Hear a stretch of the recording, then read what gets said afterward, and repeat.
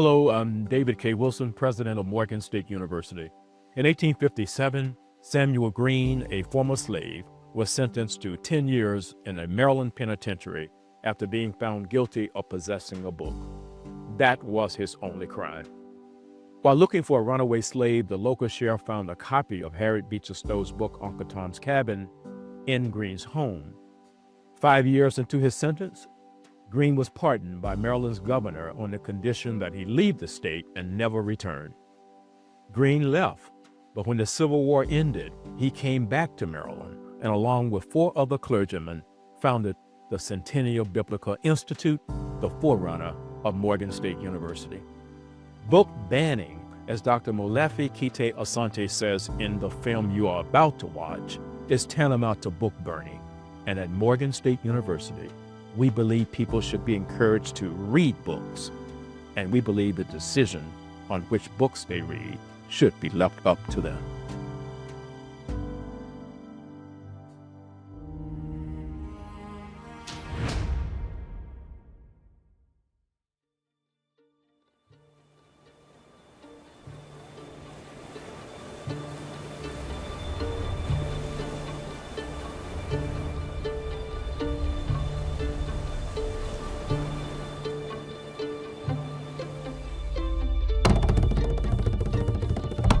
The banning of books is related to the burning of books.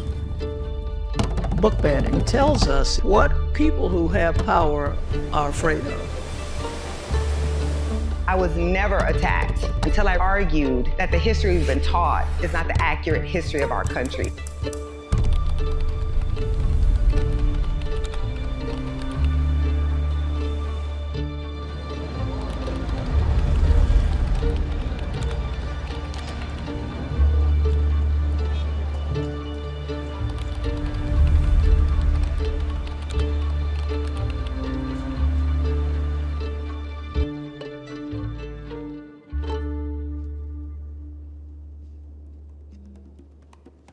To the well-informed students of Black history, it should come as no surprise that a symposium that examines the concerted efforts to silence the voices of the descendants of enslaved Africans in the United States would be held in Cuba. From Langston Hughes to Nicholas Guillen, from W.E.B. Du Bois to Fernando Ortiz, from the Harlem Renaissance to the Afro-Cubano movement, African Americans have found kindred souls in Cuban writers, artists, and intellectuals. And we have come here because book banning in the United States, which disproportionately targets African Americans, has reached an epidemic level.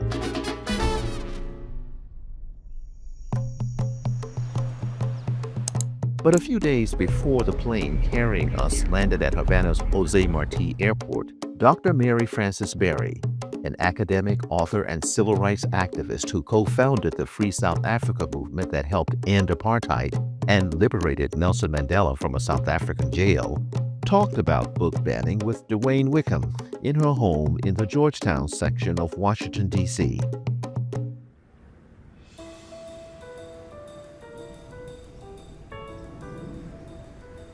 We've titled our symposium, Banning Black Books, Silencing Black Voices, America's Apartheid. Do we make too much of a case here? Well, no, we don't. So when, as has happened, books like The Color Purple are banned, the autobiography of Malcolm X, the 1619 Project, when these books are banned, what do those banning efforts tell us about what people think about Black authors?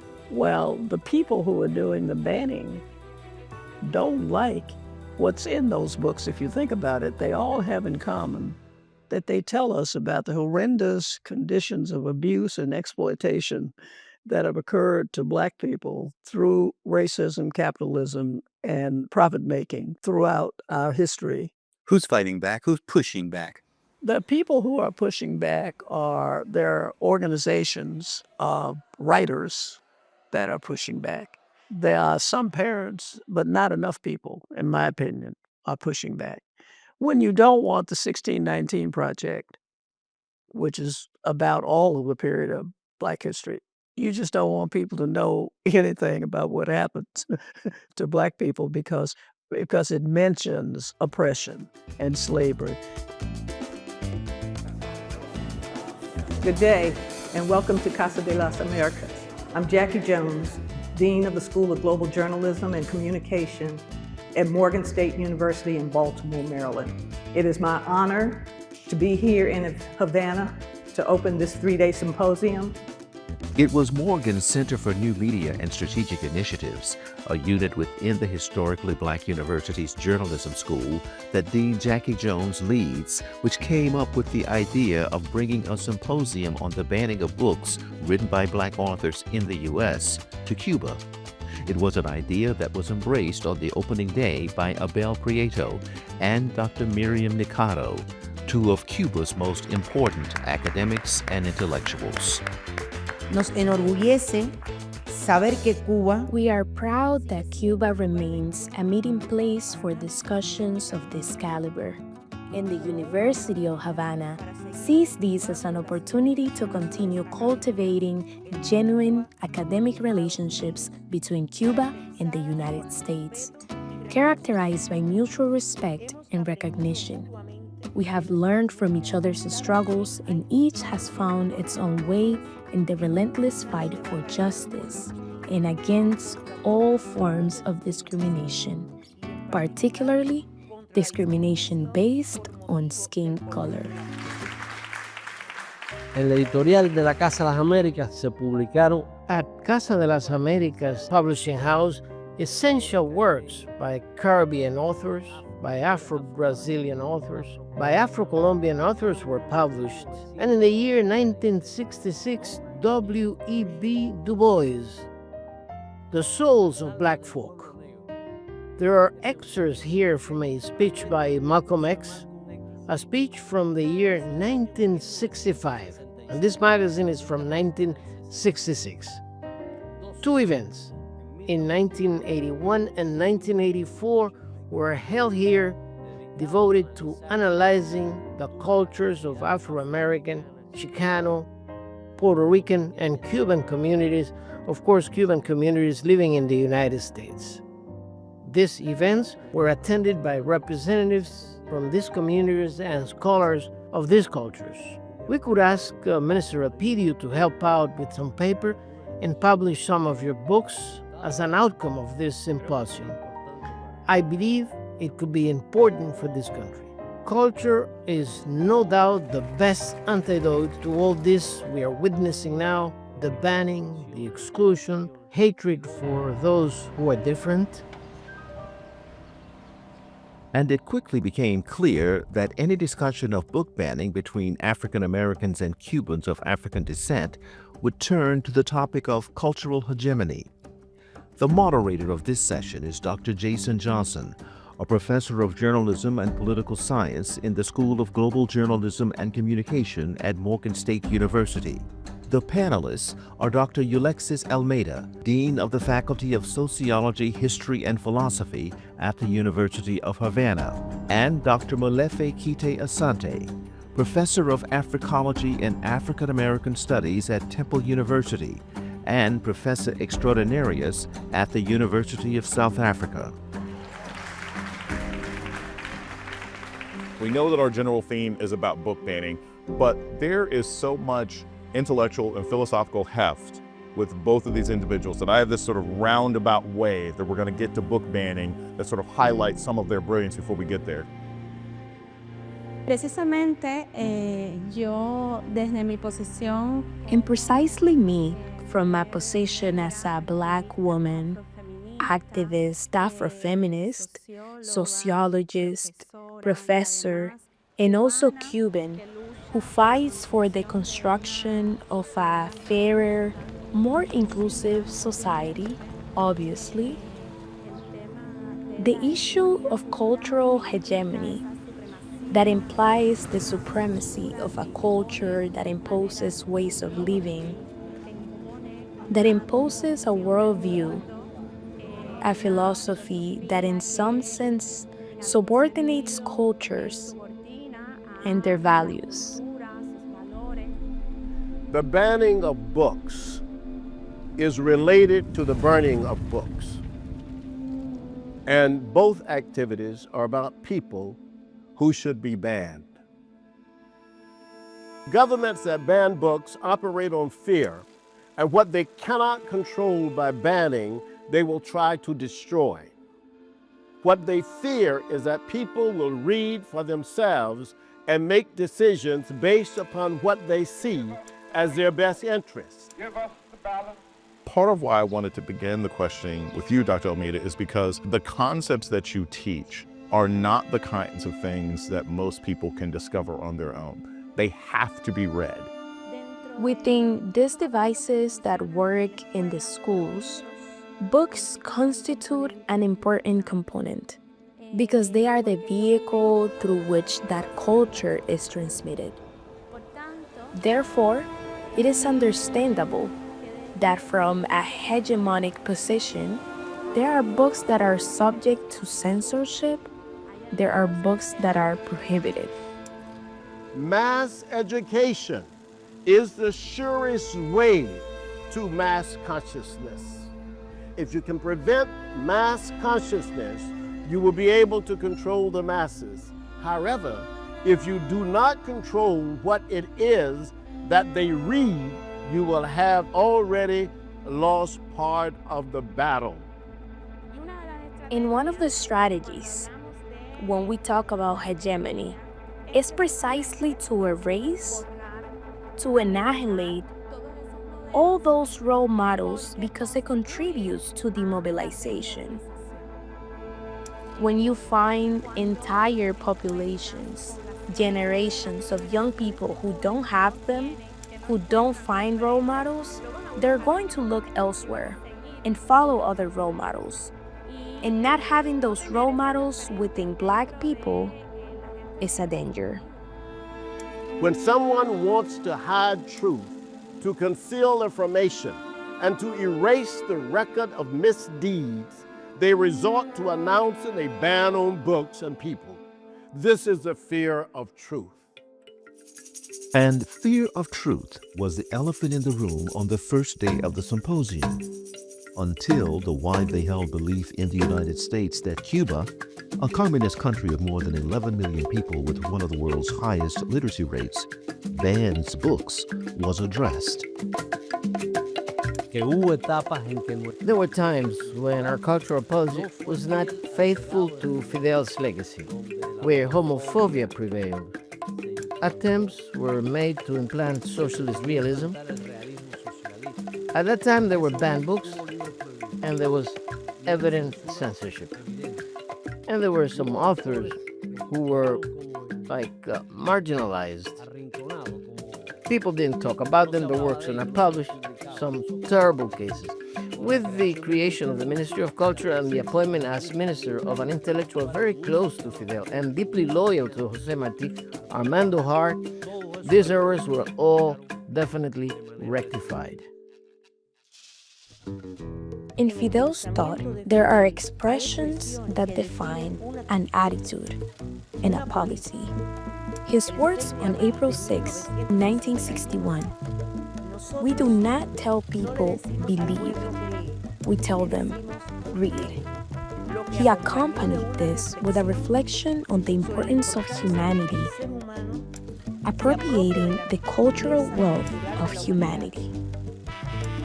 He explained, "The revolution tells the people, learn to read and write, study, inform yourself, meditate, observe, think. Why? Because that is the path to truth."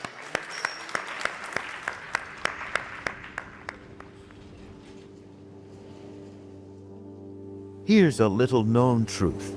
There were over 10,000 book bans in the United States during the 2023-2024 school year, and nearly half of them were banned in Florida, a state that its governor, Ron DeSantis, has proclaimed the free state of Florida. In June 2021, the state of Florida banned its public schools from teaching any material from the 1619 Project, a Pulitzer Prize-winning book about the history of blacks in the United States. In explaining his state's action, Florida Governor Ron DeSantis said, "The purpose of our school system is to educate kids, not to indoctrinate kids."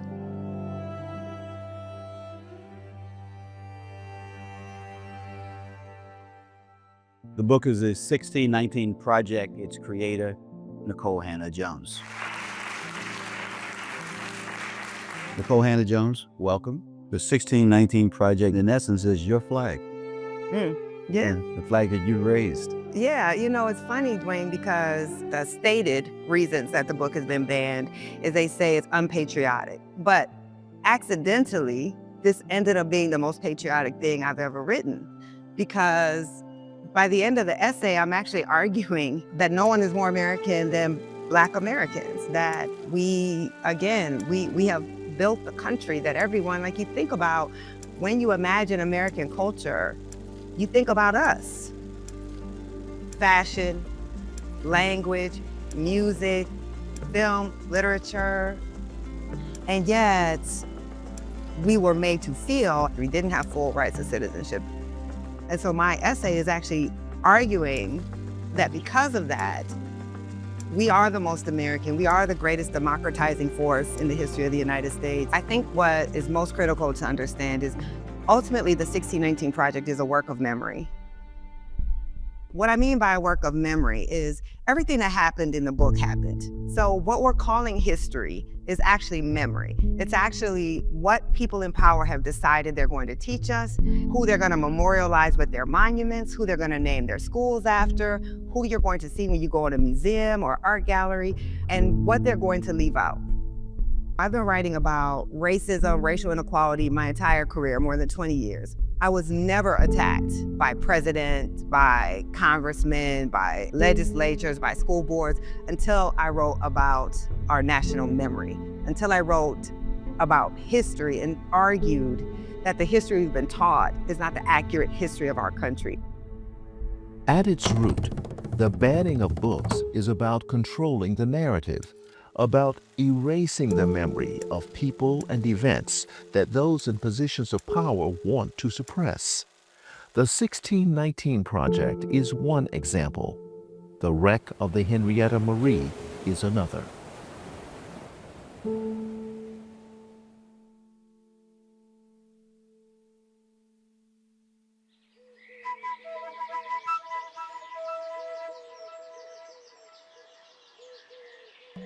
Banning black books, silencing black voices, now turns to a 300-year-old saga of tragedy, involving the millions of African people who crossed the ocean to the Western Hemisphere and worked until they died. I'm Randall Pinkston. I'm the Deputy Director of the Center for New Media at the School of Global Journalism and Communication at Morgan State University. And I am pleased to present Professor Michael Kottman. He's going to talk about being an author and a scuba diver and a researcher and a reporter. What Michael did with those skills was to produce a book, The Wreck of the Henrietta Marie. In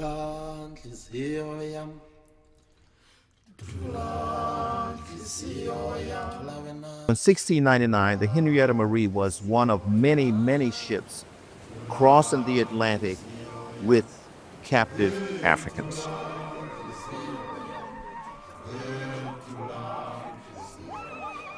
And in 1999, you published a book. The Henrietta Marie had two slaving experiences, carrying our people into slavery. One was 1698, one was 1699. It sank in 1700 off the coast of Key West, Florida. It is the only slave ship that we know of that's scientifically documented, where 20,000 artifacts have been recovered. The largest collection of slave ship shackles ever found on one site, 100 pair, including small shackles designed for children. About a year ago, you discover that this book is being banned. I received a call from a librarian in West Palm Beach, and she told me that your book has been withdrawn from the library in Florida. And so weeks later, I'm receiving other books in the mail from Fayetteville, North Carolina, from Wyoming, Cheyenne, Wyoming, from Alabama, saying my book is no longer accepted. They used the words again, withdrawn. So I thought about that when I'm thinking about deleted, my book's being withdrawn, my book's being rejected. That means that our history is being rejected. Our history is being withdrawn. Our history is being deleted. The book I used to read that my father gave me to read when I was a kid, James Baldwin. James Baldwin's books are banned in public libraries throughout this country. So the books that I read from James Baldwin as a kid, they can't read today. And they can't read your book. And they can't read my book. And I think back and say, well, what if those Baldwin books were banned? What if the books that my father was pulling off the bookshelf in those Detroit public libraries for me to read weren't there? I would not be here right now telling you this story. Michael Cottman's story, like the works of so many other Black writers in the American hemisphere, is a form of literary resistance. Resistance that counters those who want to erase the memory of the enslavement of millions of people of African descent throughout this continent. From Buenos Aires to Boston, from Mexico City to Nova Scotia. This literary resistance peaked a century ago during the time of the Harlem Renaissance and the Afro-Cubano movement, two parallel social and cultural awakenings that strengthened the ties between Afro-Cubans and African Americans. I was asked to speak on the Harlem Renaissance and its literary traditions. Dr. Lisa Brock is a Cuba scholar, social justice activist, and a Kalamazoo College professor emeritus. And so I'm going to say two things first. The book that the late Digna Castaneda and I wrote and published in 1998 called Between Race and Empire, African Americans and Cubans Before the Cuban Revolution. The book has an essay on baseball in terms of the Negro Leagues and Cubans who played in the Negro Leagues and African Americans or Black people that played in the Cuban Leagues. It has an essay on Chano Pozo and Dizzy Gillespie. It has many articles in here on our connections. The book has an essay on Nicholas Guillen and Langston Hughes. One of the interesting things about this essay, done by Keith Ellison, he says they both use the music of their people to create the cadences of their poetry. Guillen used song, and Langston Hughes used blues and jazz. They were so similar, but the trajectories of their lives ended differently. Guillen went on to become a celebrated poet of the Cuban Revolution, and Langston Hughes ended up being attacked with the McCarthy-era 1950 anti-communist tribunals. He was banned. It was very difficult for him to get work. He lost his income. His books weren't banned, but he was banned. For Black people in the Americas, reconciling color and nation has always been problematic. In the specific history of each of our countries exposes with great diversity how problematic it has been to deal with this phenomenon that two intellectuals, the African-American William Du Bois and the Afro-Cuban Gustavo Urrutia, tried to synthesize into notions. For William Du Bois, it was the double consciousness, and for Gustavo Urrutia, it was the plus pain. Zuleika Ramey, the former president of the Cuban Book Institute, is the director of Afro-American Studies at Casa de las Americas. In the United States, Black people try to dialogue with the hegemonic culture by emphasizing their own values, Black values. In Cuba, there is a process of Africanization, so to speak, of the hegemonic culture, something that occurs with great force, especially in music. In the United States, during the Renaissance, Black men and women had a lot of protagonism, and we see all these women stand out. Nella Larsen, Jessie Fusette, Zora Neale Hurston. All of these women are here. Meanwhile, in Cuba, the phenomenon of Afro-Cubanism was fundamentally male. I belong to the Afrofeminist Articulation of Cuba. I'm one of the co-coordinators of that. And I have to tell you that we feel we have a big debt with the Cuban population. We have to do a lot more in terms of inclusiveness, and we have to do a lot more in terms of educating the younger generations of Cubans. Dr. Kenya Serrano is Dean of the University of Havana's Faculty for Languages. I have to say that Harlem means a lot for us, and the Harlem Renaissance movement. Harlem for Cubans is more than that. It's the Harlem that received Fidel in 1960. Harlem is the Tribune, the place where Fidel Castro was received when the United Nations decision makers didn't accept Fidel to be part of the official delegations. So it was Malcolm X and Harlem community. We have to give a new meaning to what Harlem means for Cuba and give a new meaning for what Harlem means for the Afro-American people, the people that is always at the first front line defending Cuba in the United States. It seems to me that the greatest influence of Harlem's Renaissance was on the philosophical and ethical plane, more than on the literary one, because Black authors in Cuba were consolidated as a group and as an intellectual community a little later. And when one compares the text written by Alain Locke in 1925, which he called the New Negro, and the one that Urrutia first communicated orally in 1933 and later in writing in 1937, points of view of the New Negro, one realizes that they are talking about the same type of spiritual, psychological, and intellectual regeneration. Hours later, a sense of renewal filled the air of the small dining room in Casa Mia, a privately owned restaurant that sits just a stone's throw away from the Malecón, Havana's famous waterfront boulevard.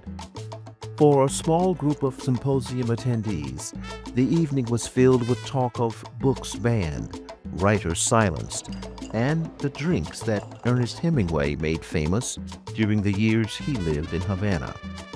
But soon, the night quickly turned into morning as people gathered at the office of the National Union of Writers and Artists of Cuba for the symposium's final meeting, a conversation with Nancy Morejon, an Afro-Cuban poet and winner of Cuba's National Prize for Literature, who suffered a different kind of banning. In June 2023, after inviting Morejon to be its honorary president, organizers of the Paris Poetry Market stripped her of the prestigious international title. They did so at the urging of Jacobo Mochaber, a Cuban exile and strident critic of the island's communist government who left the country for France in 1963. In an open letter to the Paris Poetry Market, Mochaber said Morejon's crime is that she is an accomplice and active propagandist for her country's government, which to some might sound like an act of patriotism. Adele Newson-Horst, the chair of Morgan State University's Department of English and Language Arts, interviewed Morejon. Good morning. I'd like to thank our Cuban hosts for a really wonderful time spent in beautiful Cuba. I'd like to briefly talk about Nancy's biography, her life's work. It is Morejon's life's work that has earned her worldwide acclaim. Her work has been translated into more than a dozen languages, and her recordings of some of her best-known poems are archived at the United States Library of Congress. Last year, a day after her latest recording session at the Library of Congress, Morejon visited Morgan State University to share her poem about George Floyd with an audience at a school that the National Trust for Historic Preservation designated a national treasure.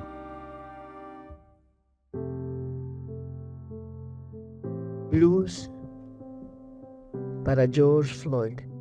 Blues for George Floyd. Rivers spring from your throat, flooding the morning clamor.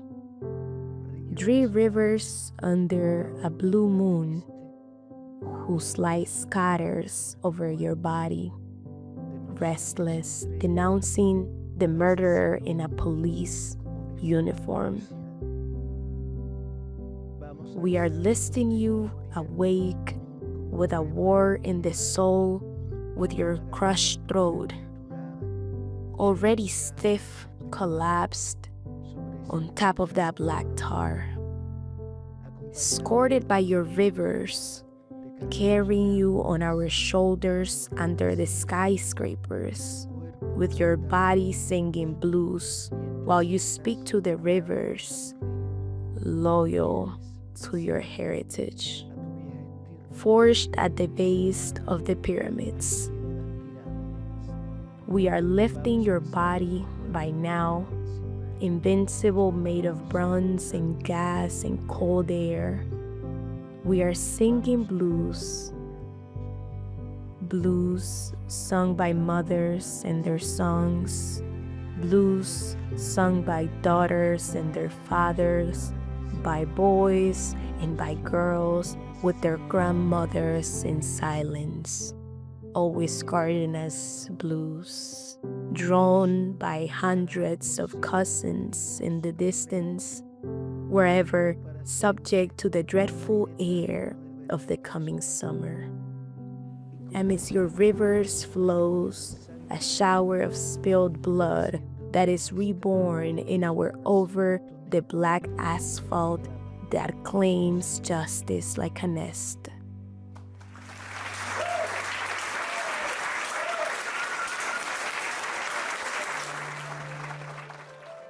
Tenemos la certeza. We are certain that the debates, the exchange that you had held during these days since last Thursday at our Casa de las Americas has contributed to strengthening already solid ties between African American writers and other creators and their Cuban colleagues. I want to thank you all for coming. This has been a wonderful experience. I'm grateful to UNIAC and Casa de las Americas for providing the places to have these conversations about the issues we have discussed. We now have set before us the mandate to resist these challenges from those who seek to ban Black books and silence Black voices.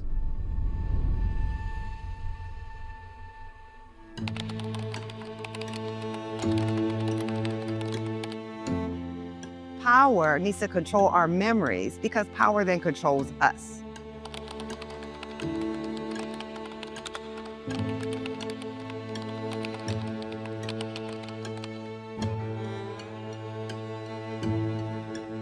Africans were never paid for 246 years of labor in the United States of America. The material wealth of the United States was based on the enslavement of African people. They don't want that in books.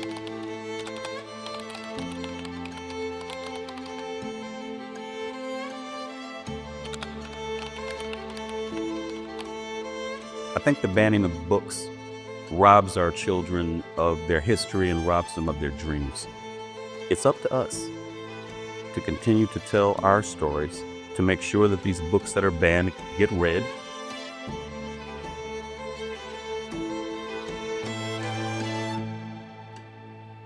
We believe people should be encouraged to read books, and we believe the decision on which books they read should be left up to them.